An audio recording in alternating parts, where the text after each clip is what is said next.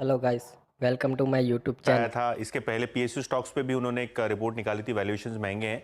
लेकिन ये जो स्ट्रैटेजी रिपोर्ट है, इसके अंदर भारी डेटा के साथ इन्होंने जस्टिफाई ये करने की कोशिश की है कि पीएसयू स्टॉक्स, स्पेशली जो कैपिटल गुड सेक्टर और ऑयल एंड गैस सेक्टर से पीएसयू के जो शेयर्स भागे हैं, शायद अपसाइड यहाँ से लिमिटेड रह सकती है और रिस्क ज़्यादा रह सकता है निवेशकों के लिए, ऐसा इनका मानना है। सबसे पहले अगर हम बात करें कोटक की, तो इनका मानना ये है कि जो लॉन्ग टर्म वाइज बिजनेस में रिस्क आते हुए दिखाई पड़ रहे हैं, उसको मार्केट शायद इग्नोर कर रहा है। मीडियम टर्म की जो परफॉर्मेंस है उस पर ज़्यादा फोकस हो रहा है। लेकिन लॉन्ग टर्म के लिहाज से अभी भी काफ़ी सारी चीज़ें अनक्लियर है ऑयल एंड गैस सेक्टर में, ग्रीन एनर्जी सेक्टर में, जिसका शायद इंपैक्ट पीएसयूज पे पड़ सकता है।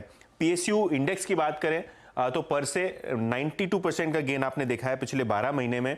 और अब कोटक को लगता है कि कैपिटल गुड सेक्टर में पीएसयू जो कैपिटल गुड नाम है, यहाँ प्रॉफिटेबिलिटी बहुत ज़्यादा नहीं रह सकती है, मार्जिन्स पे आगे जाके प्रेशर आ सकते हैं। और अगर हम बात करें वैल्यूएशंस की, तो बीईएल यानी Bharat electronics, BHEL, Hindustan aeronautics, आपके स्क्रीन के ऊपर एक टेबल आएगा जहां वैल्यूएशंस अगर आप देखें 2019 में जब मोदी जी का सेकेंड टर्म था टू द करंट वैल्यूएशन, आपको चीजें महंगी दिखेंगी।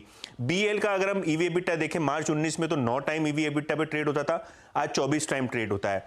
बीएचईएल 9 टाइम ट्रेड होता था, लेकिन अभी क्वार्टर में लॉस है तो एप्लीकेबल नहीं है। लेकिन अगर हम कोची शिपयार्ड की बात करें तो 5 साढ़े 5 के ईवी एबिटा पे ट्रेड होता था और 25 टाइम ट्रेड हो रहा है। एचएल मार्च 19 में कंपनी ने लॉस पोस्ट किया था और अब 21 टाइम ईवी एबिटा पे ट्रेड हो रहा है, तो जो हायर साइड पे है, ऐसा कोटक को लगता है। अब यहां से मूव करते हैं पावर पीएसयूज की तरफ, जहां रिटर्न ऑन इक्विटी की जो प्रोफाइल है वो थोड़ी बहुत वीक होती हुई दिखाई पड़ रही है। और अगर आप प्राइस टू बुक वैल्यूएशन दे दें इन सभी पावर पीएसयूज को, तो आपको दिखाई पड़ेगा कि बहुत प्रीमियम पे अब रिन्यूएबल एनर्जी कंपनी जैसे एनएचपीसी, एसजेवीएन है, वो ट्रेड कर रहे हैं। एनटीपीसी भी इनफैक्ट आपको मल्टी ईयर हाई वैल्यूएशन पे आता हुआ दिखाई पड़ रहा है। और वो टेबल आपके स्क्रीन के ऊपर आएगा, जहां एनएचपीसी की जो प्राइस टू बुक थी मार्च 2019 में, वो थी 0.8, अब 2.5 time price to book trade हो रहा है। एनटीपीसी भी लगभग दुगने वैल्यूएशंस पे आ गया है अब। और अगर हम पावर ग्रिड की बात करें, तो पावर ग्रिड जैसा जो फिक्स्ड आरओई का धंधा है, वो भी लगभग 2.5 time EV price to book trade हो रहा है, जो कि डेट टाइम था मार्च 2019 में। ऑयल मार्केटिंग कंपनीज, यहां भी अगर आप देखें तो कोटक का मानना यह है कि पिछले दिनों जो क्रूड में वॉलेटिलिटी थी, उसके कारण पेट्रोल डीजल के सेल्स पे वॉलेटिलिटी हुई।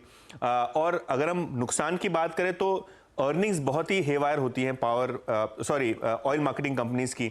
और अगर हम वैल्यूएशन देख लें बीपीसीएल, एचपीसीएल का, तो जो 2019 में इनका वैल्यूएशन था मार्च में, उससे 15 से 20% प्रीमियम पे ऑलरेडी सारे के सारे ऑयल मार्केटिंग कंपनीज ट्रेड हो रहे हैं। और अभी करंट वैल्यूएशन देख लें तो फॉरवर्ड बेसिस पे बीपीसीएल, एचपीसीएल और आईओसी, इन सभी के जो पीज हैं वो एक्सपैंड हो चले हैं। खास करके बीपीसीएल और आईओसी 10 के पी मल्टीपल पे ट्रेड कर रहे हैं, जो कि कोटक के हिसाब से काफी महंगे हैं। और आगे जो ग्रीन एनर्जी का ट्रांजिशन है, इसका भी एक बड़ा रिस्क मार्केट इग्नोर कर रहा है।